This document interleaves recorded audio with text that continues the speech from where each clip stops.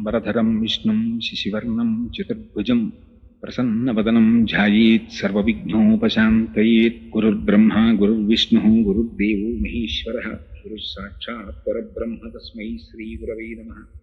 రామ రామేతి మధురం మధురాక్షరం ఆరుహ్య కవితాశాఖాం వందే వాల్మీకి కోకిలం.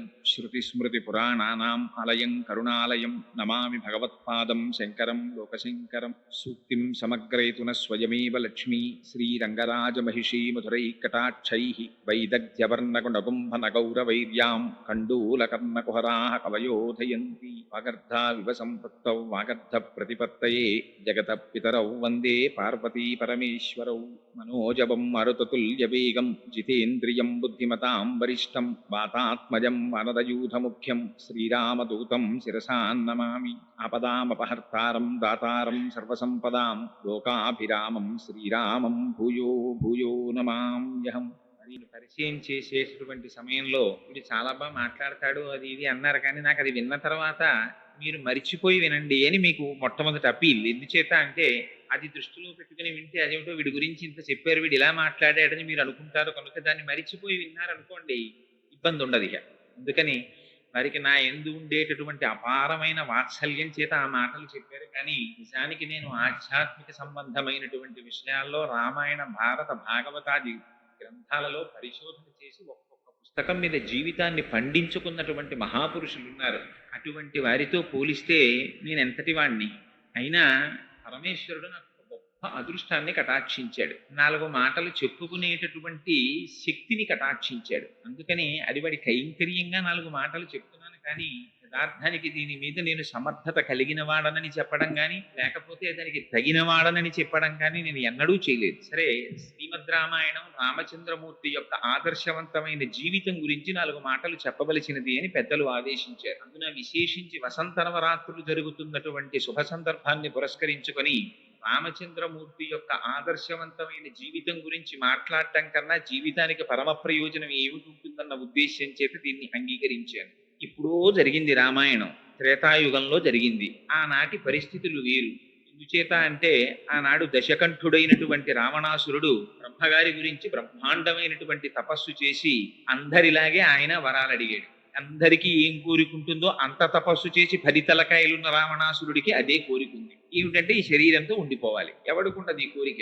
అలా కుదరదయా అన్నాడు ఆయన. అంటే పూనె అయితే కొంతమంది చేతిలో చచ్చిపోకుండా వరం ఇమ్మన్నాడు. సరే, ఎంతమంది చేతిలో చచ్చిపోకుండా కోరుకుంటున్నావో చెప్పమన్నాడు లిస్టు. ఇది ప్రతి పురాణంలోనూ జరిగే విషయమే. అంటే ఆయన పెద్ద లిస్టు ఒకటి చదివాడు. దేవతలు, దానవులు, యక్షులు, గంధర్వులు, కిన్నెరులు, కిపురుషులు వీళ్ళెవ్వరి చేతిలోనూ మరణించకూడదన్నాడు. కానీ ఆయన మనుష్యుల్ని వదిలేశాడు. ఎందుకంటే ఒక తృణీకార భావం. ఇంతమంది చెయ్యలేని పని ఒక మనిషి ఏం చేస్తాడు? అందుకని నన్ను అసలు మనిషిని కోరుకోవడం ఎందుకు అనుకున్నాడు, వదిలేశాడు. ఆనాటి చులకన భావం అది. అసలు మనిషి అంటే లెక్కలోనికి రానటువంటి రోజులు. అదిగో అట్లాంటి రోజులలో వచ్చినటువంటి అవతారం రామావతారం. దాని ప్రయోజనం రావణాసురుణ్ణి సంహరించేశాడు. ఇప్పుడు చెప్పుకోవడం ఎందుకు? కలియుగంలో 2003వ సంవత్సరంలో ప్రత్యేకించి రోటరీ క్లబ్ వారి దగ్గరికి వచ్చి నేను వారికి ఏం తెలియదా, వారందరికన్నా చాలా ఆదర్శవంతమైనటువంటి జీవితాన్ని గడుపుతూ సమాజానికి ఇతోధికంగా సేవ చేస్తున్నటువంటి వారి దగ్గరికి వచ్చి రామచంద్రమూర్తి యొక్క గుణ వైశిష్ట్యాన్ని వర్ణించడం ఏమిటి అంటే, రామాయణం ఎంతకాలం జీవించి ఉంటుందో అంతకాలం మాత్రమే మానవత్వం బ్రతికుంటుంది. అది మనం చాలా జాగ్రత్తగా గుర్తుపెట్టుకోవలసిన విషయం. రామాయణం వాల్మీకి మహర్షి వ్రాశారు, కానీ ఆ తర్వాత విశ్వనాథ సత్యనారాయణ గారి వంటి కవి సామ్రాట్టుల దగ్గర నుంచి రామాయణాన్ని స్పృశించని కవి ఉండడు. ఎందుకు మళ్ళీ రామాయణం రాయడం అంటే, విశ్వనాథ సత్యనారాయణ గారే చెప్పారు, తిన్నా అన్నం ఎందుకు తింటున్నావు? నిన్న తినలా అన్నం, పొద్దున్న తినలా అన్నం, మళ్ళీ సాయంకాలం అన్నం ఎందుకు?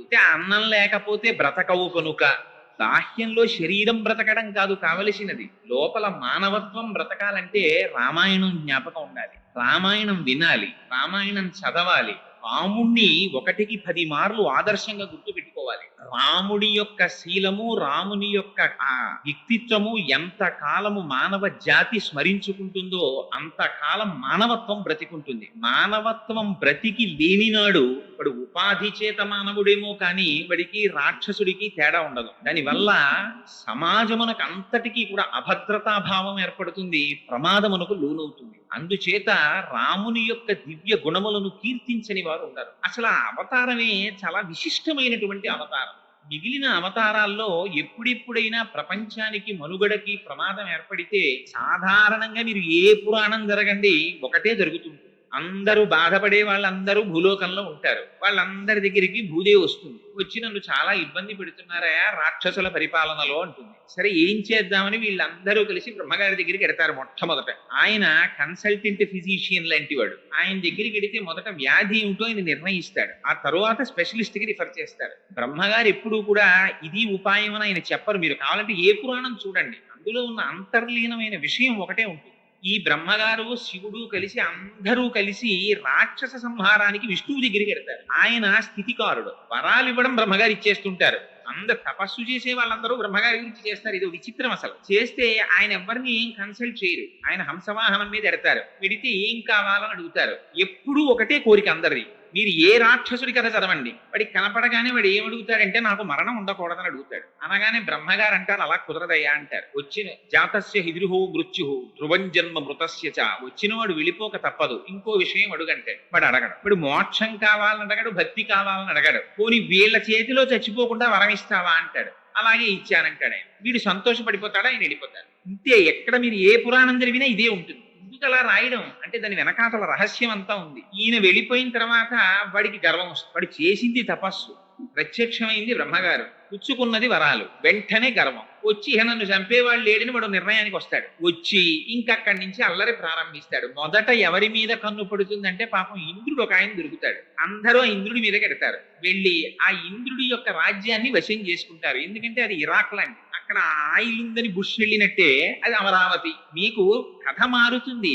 జీవితాలు ఎప్పుడూ అలాగే ఉంటాయి. అందుకని వీడి దగ్గర అస్త్ర సంపద ఉంది కాబట్టి వాడు అమరావతి మీద కెడతాడు. వెళ్ళి ఇంద్రుడిని రాజ్యభ్రష్టుణ్ణి చేస్తాడు. చేసి ఆక్రమించుకుంటాడు. అప్పుడు భూలోకంలో ఉన్న వాళ్ళకి దేవలోకంలో ఉన్న వాళ్ళు కలుస్తారు. కలిసి వీళ్ళందరూ మొరబెట్టుకుంటారు స్థితికారుడైన శ్రీ మహావిష్ణువుతో.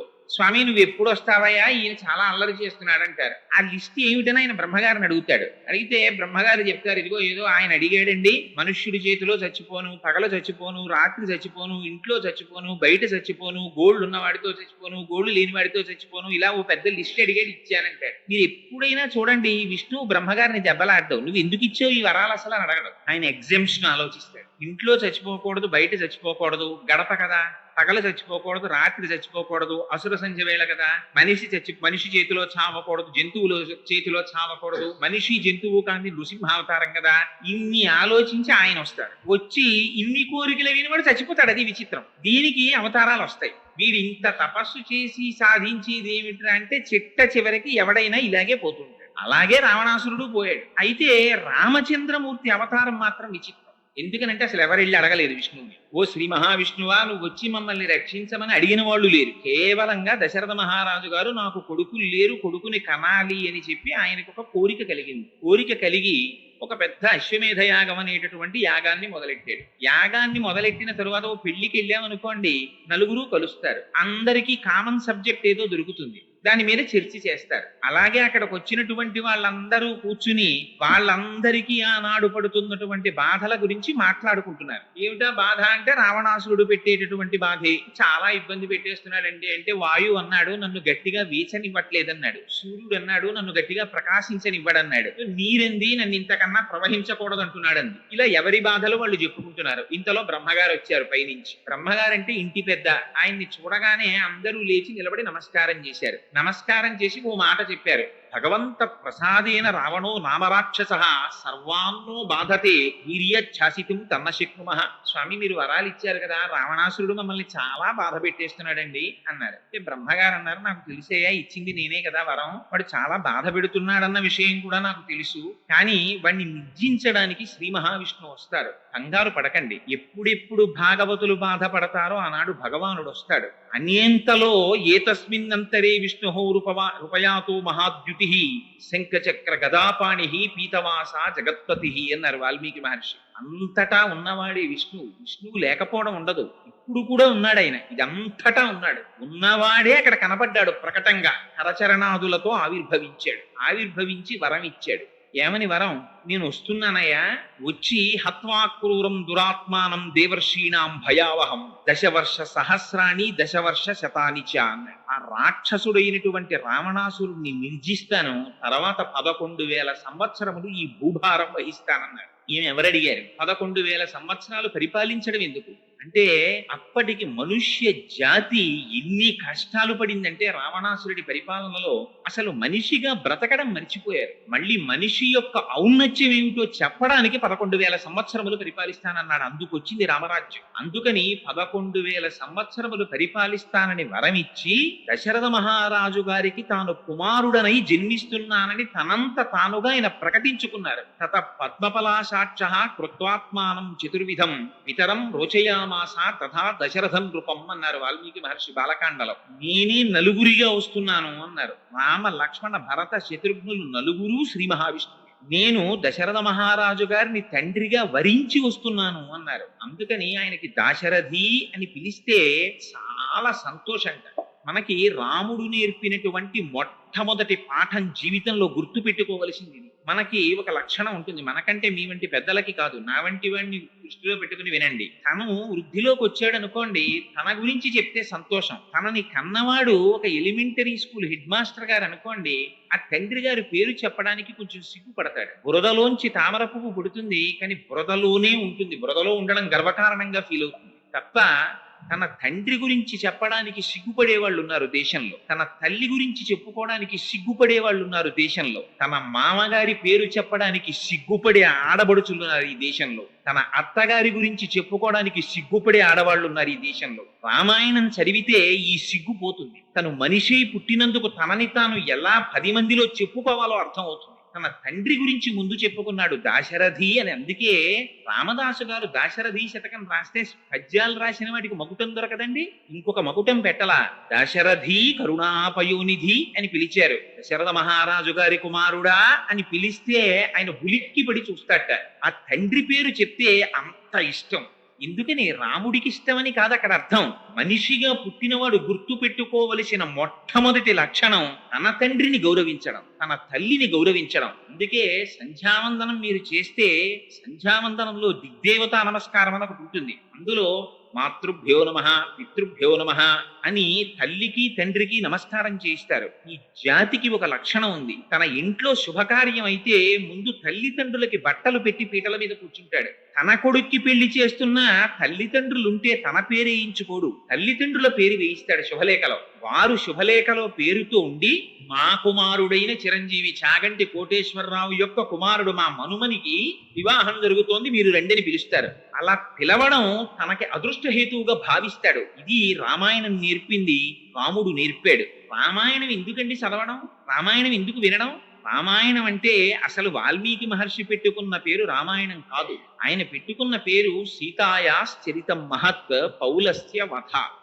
ఇది ఆయన పెట్టుకున్న పేరు. కానీ దాన్ని రామాయణం చేశారు తరువాత. ఇవాళ ఏమండి సీతాయాశ్చరితం మహత్ చెప్తాను నేను అంటే అది ఏ పుస్తకం అండి అని అడుగుతారు చాలా మంది. కానీ రామాయణం చెప్తున్నారండి అంటే వెంటనే అర్థం అవుతుంది. ఎక్కడి నుంచి వచ్చింది ఈ పేరు?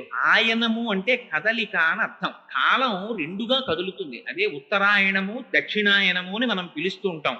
ఆయనం అంటే కదలిక.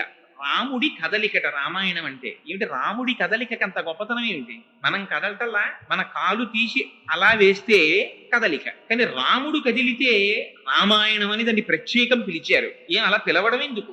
రాముడి కదలికలో ఒక గొప్పతనం ఉంది. మన కదలిక లాంటి కదలిక కాదు రాముడి కదలిక. రాముడు ఒక కాలు తీసి వేస్తే సత్యం, ఇంకొక కాలు తీసి వేస్తే ధర్మం.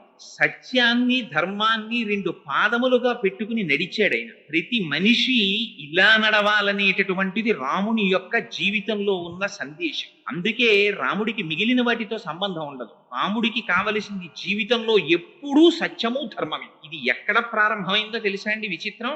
బాలకాండలో దశరథ మహారాజు గారు కూర్చున్నారు. కూర్చుని కొడుక్కి పెళ్లి చేయాలని ఆయనకు ఆలోచన వచ్చింది. ఆలోచన వచ్చి మంత్రులతోటి దగ్గర ఉన్నటువంటి ఋషులతోటి వశిష్ఠ మహర్షితోటి మాట్లాడుతూ ఒక మాట అన్నారు. నాకు పిల్లలు పుట్టారు, 4 కుమారులు, వాళ్ళకి యుక్త వయస్సు వచ్చింది, వివాహం చేద్దాం అనుకుంటున్నాను అన్నారు. ఇలా ఆయన అన్నారు. తస్య చింతయమానస్య మంత్రి మధ్యే మహాత్మనః అభ్యాగచ్చన్ మహాతేజ విశ్వామిత్రో మహారుషి అన్నారు వాల్మీకి. ఇలా అనుకున్నారయ్యా పెళ్లి చేద్దామని విశ్వామిత్రుడు వచ్చాడన్నారు. వెంటనే అక్కడ ద్వారపాలకులు పరిగెత్తుకొచ్చి మహాప్రభో విశ్వామిత్రుడు వచ్చాడన్నారు. విశ్వామిత్రుడు అంటే అప్పటి వరకు కోపానికి ప్రతీక, శాపానికి ప్రతీక. భయపడి దశరథ మహారాజు గారు పరిగెత్తుకుంటూ వెళ్లారు, పాదోదకం ఇచ్చారు, తీసుకొచ్చారు, ఉచితాసనం మీద కూర్చోబెట్టారు. అసలు అడగల విశ్వామిత్రుడు ఏమి నోరు విప్పి. ఈయనకే భయం లోపల. కోపిష్టివాడు ఎవరైనా ఇంటికి వచ్చాడు అనుకోండి, ఏమంటాడో అని ముందు ఈయనే మాట్లాడేశారు. మీరు రావడమే చాలా గొప్పండి, మీరు వచ్చారు, ఎంత అదృష్టం మాకు, మీకు ఉచితాసనం బాగుందా, మీకు ఏం కావాలి, మీకు ఏం కావాలంటే అది ఇచ్చేస్తాను, మీకు ఏం కావాలో చెప్పండి, మీకు సేవ చెయ్యడమే నా జన్మకి గొప్ప అదృష్టం అన్నాడు. అన్ని విని ఆయన అన్నాడు, అబ్బా ఎందుకంటే అన్ని విషయాలు చెప్తున్నారు.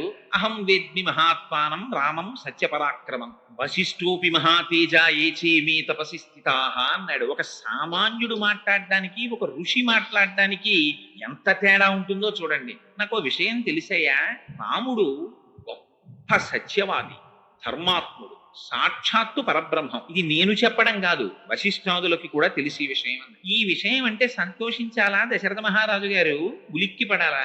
ఆయన ఉలిక్కి పడ్డాడు. పంపతీసి రాముణ్ణి పొగుడుతున్నాడేమిటి, ఆయన్ని కానీ ఇమ్మంటాడా ఏమిటని. ఎందుకంటే ఆయనకి పుత్రవాత్సల్యం, కొడుకుని ఇమ్మంటాడేమోనని భయం. అందుకని ఆయన అన్నాడు, ఇవ్వను అని ముందే చెప్తే ఇప్పటిదాకా ఇస్తానన్నామంటాడేమోనని. ఊనషోడశ వర్షో మే రామో రాజీవలోచన నయుద్ధ యోగ్యత మస్య పశ్యామి సహరాక్షసై అన్నాడు. యాగం చేస్తున్నానయ్యా, దాన్ని రక్షించడానికి మీ పిల్లలిద్దరిని పంపిస్తామేమిటన్నాడు ఆయన. ఇప్పటి వరకు ఏం కోరితే ఇస్తానన్నాడు దశరథ మహారాజు గారు. తీరా రామలక్ష్మణులు నిమ్మంటే ఇవ్వను అంటే విశ్వామిత్రుడు చెప్పిస్తాడేమోనని చిన్న శ్లేష మొదలెట్టాడు అందులో. ఊనషోడశ వర్షోమే రామో రాజీవలోచన. మా అబ్బాయికి ఇంకా 16 ఏళ్ళు కూడా రాలేదండి, పైగా వాడి కళ్ళు తామర పువ్వులు లాంటివి అన్నాడు. ఆయన అడిగాడా ఈయన కళ్ళు ఎలా ఉంటాయని. ఈయనే చెప్తాడు, మా అబ్బాయి కళ్ళు తామర పువ్వులని. ఎందుకంటే తామర పువ్వు సూర్యాస్తమయం ఏమైతే ముకుళించుకుంటుంది, రాత్రి అయితే మా అబ్బాయికి నిద్ర వస్తుంది. పిల్లాడు చూడండి, క్వార్టర్లీ వచ్చినా సరే 5వ క్లాస్ వాడు చదువుతాడు, పడుకుంటాడు వాడు. రాత్రి అయితే పడుకుంటావు, తెల్లారకట్ట లేవో, నీకు మార్కులు ఎలా వస్తాయని అమ్మ బాధపడుతూ ఉంటుంది. అలా ఈయన కూడా ఎంత అందంగా చెప్పాడంటే, రామో రాజీవలోచన, మా అబ్బాయి కళ్ళు తామర పూలండి, రాత్రి అయితే నిద్రపోతాడు, రాత్రి అయితే యుద్ధం చేస్తారు రాక్షసులు, మా అబ్బాయి మీకెందుకండి అంటే చెప్పిస్తాడేమోనని రామో రాజీవలోచన, మా అబ్బాయి కళ్ళు తామర పూలండి, మా అబ్బాయి కళ్ళు తామర పూలండి అని మొదలెట్టాడు. నేను వస్తాను, పిల్లాడు వాడేమి యుద్ధం చేస్తాడని. ఆయన అన్నాడు, నువ్వేం రావక్కర్లేదో, మీ అబ్బాయిని పంపించు చాలన్నాడు. కాదనడానికి భయం, ఇవ్వకపోతే ఉపద్రవం. పాపం ఏడుపు వచ్చినంత పని అయిపోయింది దశరథ మహారాజు గారికి. ఆ సమయంలో లేచాడు వశిష్ఠ మహర్షి.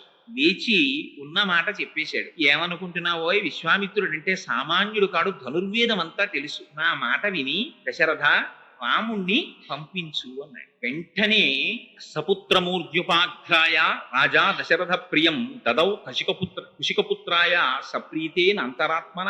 రామాయణం అంతా ధర్మమేనండి. బ్రహ్మస్థానమునందు ముద్దు పెట్టుకున్నట్టే. ఒక వయసు వచ్చినటువంటి పిల్లల్ని ఎక్కడ పడితే అక్కడ ముద్దు పెట్టుకోకూడదు. అందుకని బ్రహ్మస్థానమునందు ముద్దు పెట్టుకుని పంపించట. పంపిస్తే తీసుకెళ్లాడు.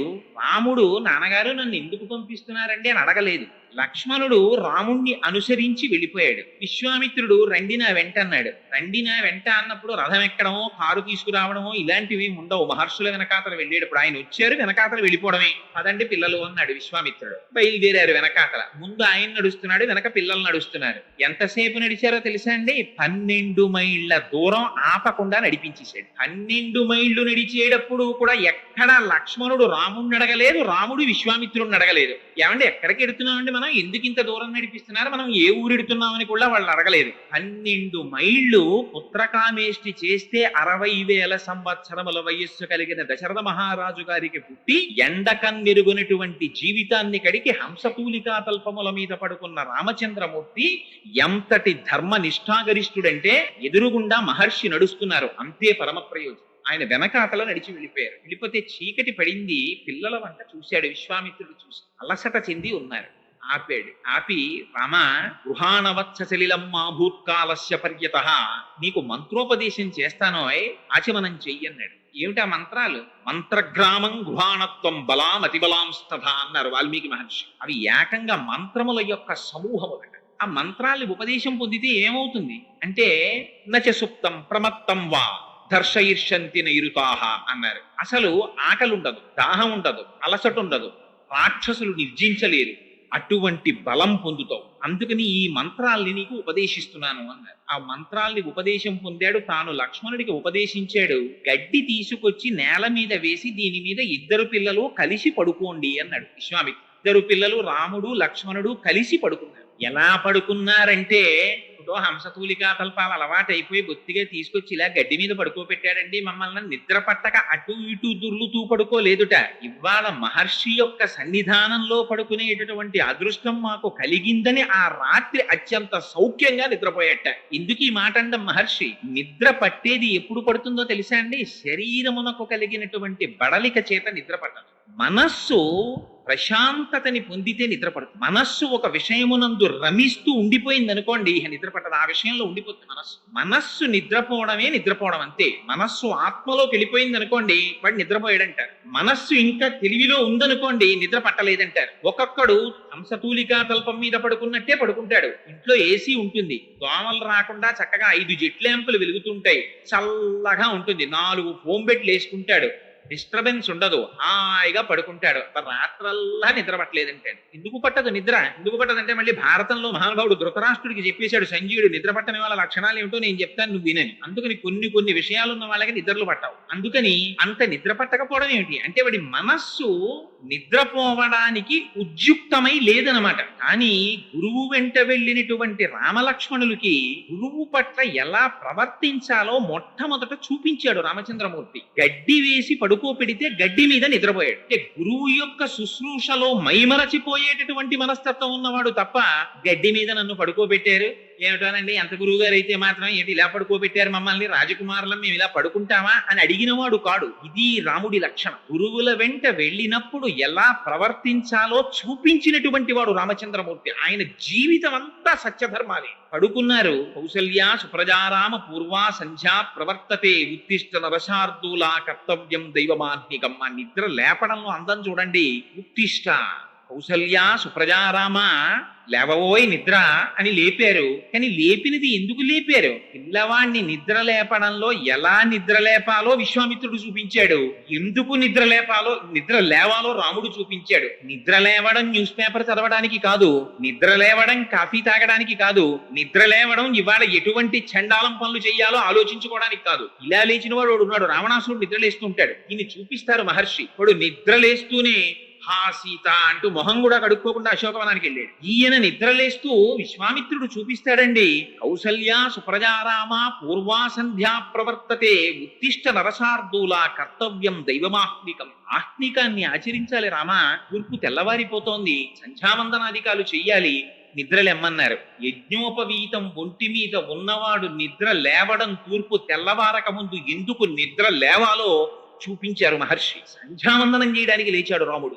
లేచి సంధ్యావందనాదులు నిర్వర్తించారు. తాటకని సంహరించవలసి వచ్చింది. సంహరించవలసి వస్తే విశ్వామిత్రుడు పిలిచి చెప్పాడు. ఆయనకి తెలియనటువంటి విషయం లేదు. వశిష్ఠ మహర్షి దగ్గర శుశ్రూష చేసి వేదమంతా నేర్చుకున్నారు. స్త్రీని చంపకూడదు రాజు, కానీ ఆయన పిలిచి అన్నారు, అనుశంసం వా ప్రజారక్షణ కారణాత్ పాతకం వా శీతోషం వా కర్తవ్యం రక్షతా సదా రాజ్యభార నియుక్తానాం దేశధర్మ సనాతన.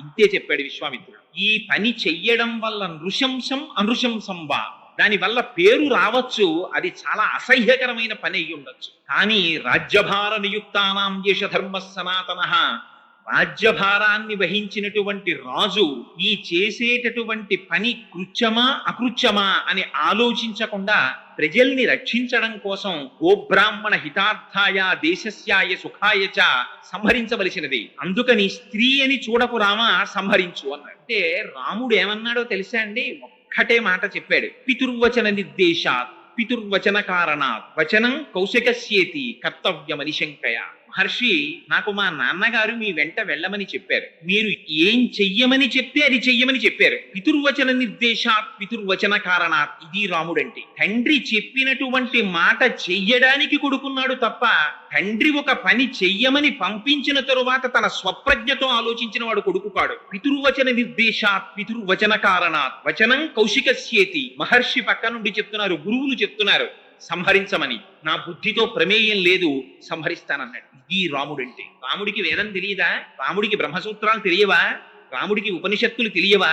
కానీ ఒక్క మాట ఎదురు తిరిగి రాముడు ప్రశ్నించలేదు. కానీ అలా స్త్రీని సంహరిస్తే నాకేమైనా దోషం వస్తుందా అని అడిగినవాడు కాడు రాముడు. గురువు పట్ల ఎలా ప్రవర్తించాలో, తండ్రి పట్ల ఎలా ప్రవర్తించాలో, తండ్రి పక్కన లేకపోయినా తండ్రి మాటని ఎలా అనువర్తించాలో చూపించాడు మహానుభావుడు అని తాటకా సంహారం చేశాడు. సీతా కళ్యాణం దగ్గరికి వెళ్ళారు. వెడితే ఆ ధనస్సుని తీసుకొచ్చి శివధనస్సును అక్కడ పెట్టారు. ఒక్క మాటే అన్నాడు మహానుభావుడు. విశ్వామిత్రుడు ఎక్కువ మాట్లాడలేదండి. వత్స రామ ధనుపశ్య ఇది రాఘవమబ్రవీత్ అంతే అన్నారంతే వాల్మీకి మహర్షి. ఓ రామ చూడబోయి ఈ శివధనస్సుని అన్నారు. అంటే రాముడు ఏమనాలి? అంతమంది రాక్షసుల్ని సంహరించి వచ్చాడేమో, తన భుజ పరాక్రమం పట్ల తనకి అతిశయం ఉంటే ఏమిటి గురువు గారు దీన్ని చూడమంటారు, ఎత్తి అవలేలగా నీ సంధించేస్తానండి అనాలి. అలా అనలేదు రాముడు. ఆయన అన్నారు, ఇదం ధనుర్వరం బ్రహ్మం సంస్పృశామిహ పాణిన. గురువు గారు మీరు దీన్ని చూసి తాకమని చెప్పారు, మీ అనుజ్ఞ అయింది కాబట్టి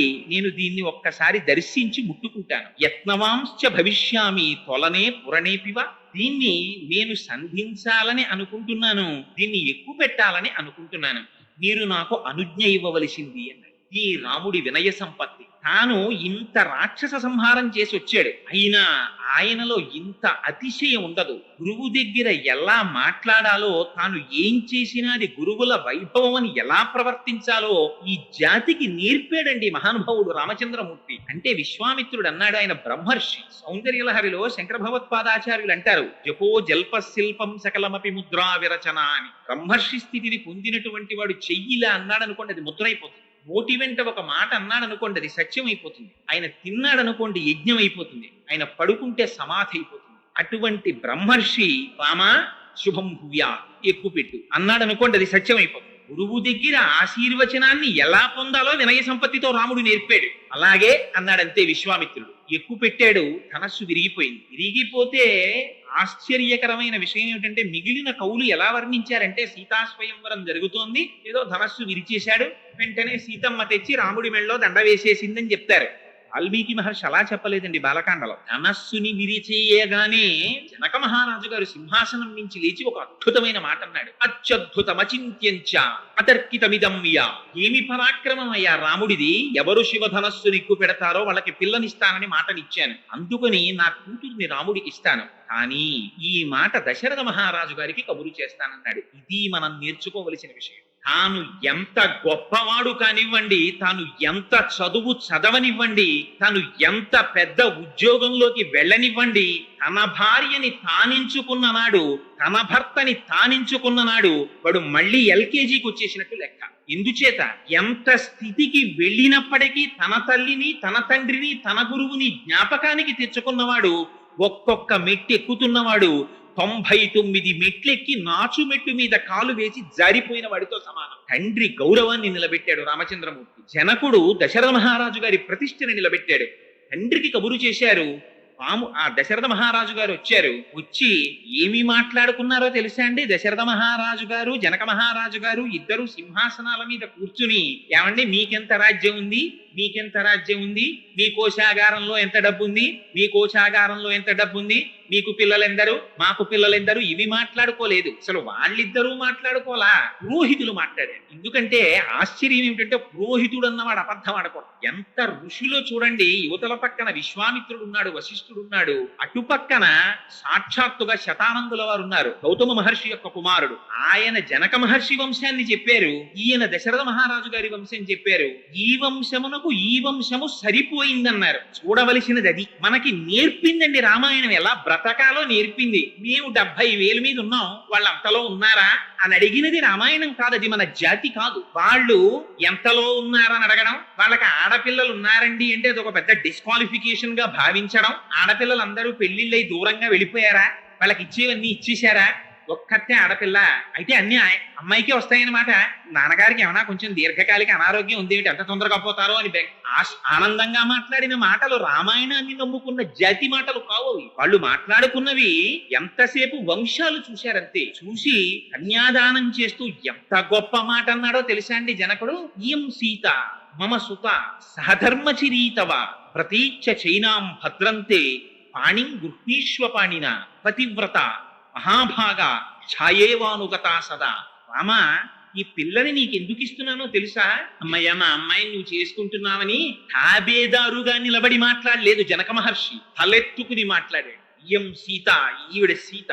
ఒక చోట అయితే అన్నారు, అసలు సీతమ్మ తల్లి సభలోకి వచ్చేటప్పటికి రాముడికి కనపడలేదు టీవీని. ఎందుకు కనపడలేదంటే ఆవిడ సాక్షాత్తుగా భూమిలోంచి వచ్చిన అయోనిజ. శ్రీరంగ హర్మ్య తవమంగళ దీపరేఖాం అంటారు పరాశర భట్టర్లు శ్రీగుణరత్న కోశంలో. దీపాలకి దీపం ఆ తల్లి. ఆవిడ కాంతిలో రాముడికి అసలు సీత ఎక్కడుందో కనపడలేదుట. జనక మహారాజు గారు చెప్పవలసి వచ్చింది, ఇదిగో సీతని. ఇయం సీత మమసుత. ఆ తల్లి నాకు కూతురై జన్మించి జానకి అని పేరు పెట్టుకుని జనకుని నన్ను ధరించిందయా అని ఆవిడ చెయ్యపట్టి ప్రతీచ్ఛ చైనాం భద్రంతే పాణిం గృహ్ణీష్వ పాణిన. ఈవిడ పాణిని నీ పాణితో స్వీకరించు. దీని కొరకో తెలుసా? కామపత్నిగా కాదు, ధర్మమునందు నీతో కలిసి అనువర్తిస్తుంది ఈమె పతివ్రత. ఈనాటి నుంచి ఈమె చేసేటటువంటి పూజలు తన కొరకు చేసేటటువంటి పూజలు కావు. మీరొక్క విషయం జ్ఞాపకం పెట్టుకోండి. నేను ఇంత పరుషంగా మాట్లాడానని మీరు అనుకోవద్దు. మీరు ఇవాళ దేవాలయానికి వెళ్ళండి, ఎంత ఆశ్చర్యకరంగా ఉండంటే వాడు అభిషేకం చేసుకోవడానికో ఓ రూపాయి పావలా ఇచ్చి పూజ చేసుకోవడానికో వస్తాడు. వీడి అసాధ్యం కూడా అక్కడికి వచ్చి చెప్తాడు వీడి గోత్రం. ఆత్రేశ గోత్రస్య కోటేశ్వరరావు శర్మనామధేయస్య. పోనీ పాపం ఆయన ఏదో ఆ వరుడి గుచ్చుకుని లోపలికి వెడదాం అనుకుంటాడు. మా ఆవిడ పేరండి సుబ్రహ్మణ్యేశ్వరి, అది చెప్తాడు. మా అబ్బాయి పేరండి, ఇది చెప్తాడు. మా అమ్మాయి పేరండి, అది చెప్తాడు. మా మేనల్లుడి పేరండి, అవి చెప్తాడు. 14 మంది పేర్లు చెప్పి రూపాయి పావలా దక్షిణ ఇచ్చి అక్కడ కూర్చుంటాడు. అది అనకూడదని కాదు, దానికి ఒక పద్ధతి ఉంది. యజమాని పేరు చెప్తే చాలు. ఆత్రేశ గోత్రస్య కోటేశ్వరరావు శర్మనామధేయస్య ధర్మపత్ని సమేతస్య సకుటుంబస్య సపరివారస్య అని చెబితే అందులోకి అందరూ వెళ్ళిపోతారు. ఇంకా మళ్ళీ యజమాని పేరు చెప్పి భార్య పేరు చెప్పి, లేకపోతే భర్త కన్నా తాను గొప్పదాన్నని భార్య పేరు మీద పూజ చేయించుకుని, అల్లుడు బతికుండగా మనవడి పేరు మీద పూజ చేయించి, ఇది మన జాతి లక్షణాలు కావు. ఎవరు ఎంతవరకో అంతవరకే నేర్పింది భారతీయ సాంప్రదాయం. దీన్ని చూపించాడు దశరథ మహారాజు గారు, దీన్ని చూపించాడు జనక మహారాజు గారు. ఈవిడ పతివ్రత మహాభాగా. ఇప్పటి వరకు పూజలు ఎందుకు చేసిందో తెలుసా? కన్నెపిల్లగా ఉన్నప్పుడు తగిన వరుడు రావాలని చేసింది. ఇప్పుడు ఎందుకు పూజలు చేస్తుందో తెలుసా? ఆవిడ పతివ్రత, నీ ఉన్నతి కోసం పూజ చేస్తుంది. ఆవిడ అడుగు తీసి అడుగు వేస్తే దేనికేస్తుందో తెలుసా? నీ యశస్సుని నిలబెట్టడానికి ప్రవర్తిస్తుంది, నీ కీర్తిని ఇనుమడింప చేస్తుంది. అటువంటి తల్లిని నీకు ధర్మక్షేత్రంగా ఇస్తున్నాను రామా. ఎంత పదిలంగా కాపాడుకుంటావో. భారతీయ ధర్మం రామాయణం నేర్పిందండి భార్యను ఎలా చూసుకోవాలో. భార్యని చిట్ట చివర వాల్మీకి మహర్షి అంటారు, పతివ్రత మహాభాగా ఛాయేవానుగతా సదా. నీడ మనిషిని ఎలా అనువర్తిస్తుందో అలా అనువర్తిస్తుందయా సీతమ్మ నీతో అని ఇచ్చారు. పాణిగ్రహణం చేశాడు. సీతమ్మ తల్లితో రామచంద్రమూర్తి అంత సంతోషంగా ఎందుకుండేవారోట తెలుసా అండి? దానికి కారణం చెప్పారు. దారాహ పితృకృతాయితి అన్నారు వాల్మీకి మహర్షి. ఎప్పుడు అనుకునేవారట రాముడు, నాకు చిన్నతనంలో నేను ఏం తినాలో మా నాన్నగారు నిర్ణయించారు, నేను ఏం చదువుకోవాలో మా నాన్నగారు నిర్ణయించారు, నాకు ఎవరు గురువుగా ఉండాలో మా నాన్నగారు నిర్ణయించారు, నేను ఏమి పొందాలో మా నాన్నగారు నిర్ణయించారు. అటువంటి వారు నా జీవితం పండించుకోవడానికి ఎటువంటి వ్యక్తి నాకు సహధర్మచారిణిగా రావాలో వారికి తెలియదా? అటువంటి తండ్రి చేత నిర్ణయింపబడిన కాంత ఈమె అని దారాహ పితృకృతాయితి. మా తండ్రి అయిన దశరథ మహారాజు గారి చేత నిర్ణయింపబడిన యోగ్యురాలైన భార్య అని గౌరవించారట సీతమ్మ తల్లిని. భార్యని గౌరవించడానికి హేతువు ఏదో రామాయణం నేర్పింది. తన తండ్రి చేత నిర్ణయింపబడినటువంటి వివాహం. ఇవాళ మన జాతి ఎంత దౌర్భాగ్యానికి వెళ్ళిపోయిందంటే, ఈడే పెళ్లి కార్డు వేసుకుంటాడు, తల్లి తండ్రి లేని అనాథ వేసుకున్నట్టు. ఐ ఇన్వైట్ ఏమిటి అంటే వీరికి ఎవరు లేరా? అది కూడా సైడ్ హెడ్డింగ్లే. పోనీ ఆ పిలవడంలో కూడా ఏతత్ శుభముహూర్తమునకు పెద్దలు నిశ్చయించినారు కాన తామెల్లరూ విచ్చేసి మదర్పిత చందన తాంబూలాది సత్కారములను స్వీకరించి మమ్మ ఆనందింపచేయ ప్రార్థన గౌరవంగా పిలవడం అది లేదు ఇప్పుడు. సుముహూర్తం 7 గంటల 2 నిమిషాలు మే 13 ఏదిక ఫలానా చోటు విందు నా బొంద ఏదో ఫలానా చోటుకి అడుక్కు తినే వాళ్ళ నువ్వు వస్తే మేము పెడతాం. ఆ వచ్చిన వాడు అక్షతలు వెయ్యక్కర్లేదు. వాడు ఎందుకు వస్తాడంటే బఫేకి వస్తాడు. రాగానే వాడి చేతిలో పళ్ళెం పెడతారు. వాడు అన్నార్తితో వచ్చిన వాళ్ళ పళ్ళెం అందుకుని అక్కడ పెట్టేటటువంటి వాడి దగ్గరికి వెడితే వాడు 2 చేతులతో సవ్యసాచిలా ఈ చేత్తో పప్పు, ఈ ఎడం చేత్తో అన్నం వాడి విస్తట్లో ఇలా పారేస్తాడు పళ్ళెంలో. అది అట్టుకుని వాడి చెప్పులతో మూల నిలబడి అది ఇది కలుపుకు తింటూ ఉంటాడు. మళ్ళీ వాడికి ఆకలేస్తే మళ్ళీ ఏ పదార్థం ఎక్కడ పెడుతున్నారో అక్కడికి వెళ్ళి నిలబడతాడు. మళ్ళీ వాడికి వేస్తారు, వాడు తెచ్చుకు తింటాడు. ఇది శుభలేఖ అలా అయింది. కానీ ఆనాడు జరిగినటువంటి వివాహాలు, ఆనాడు జరిగినటువంటి సాంప్రదాయాలు అటువంటివి కావు. ఎంత గౌరవంగా ప్రవర్తించాలో నేర్పింది రామాయణం, నేర్పాడు రామచంద్రమూర్తి. అందుకని దారాహ పితృకృత, ఇది మా నాన్నగారు చేసిన పెళ్ళయ్య, మా నాన్నగారు ఇచ్చినటువంటి భార్య అని గౌరవించేట భార్యని, సీతమ్మ తల్లిని. అయితే తండ్రి గారు నిర్ణయించినంత మాత్రము చేత గౌరవింపబడినది కాదుట, మామగారు చేసిన నిర్ణయం సక్రమమైనదేని నిరూపించిందిట సీతమ్మ. ఎలా నిరూపించింది అంటే గుణాక్షాపి అన్నారు వాల్మీకి మహర్షి. తన గుణముల చేత, తన ప్రవర్తన చేత రామునికి యోగ్యమైన ఇల్లాలిని అని నిరూపించిందిట సీతమ్మ. అలా సీతారాములంటే ఇద్దరు కలిసి నడిచారట.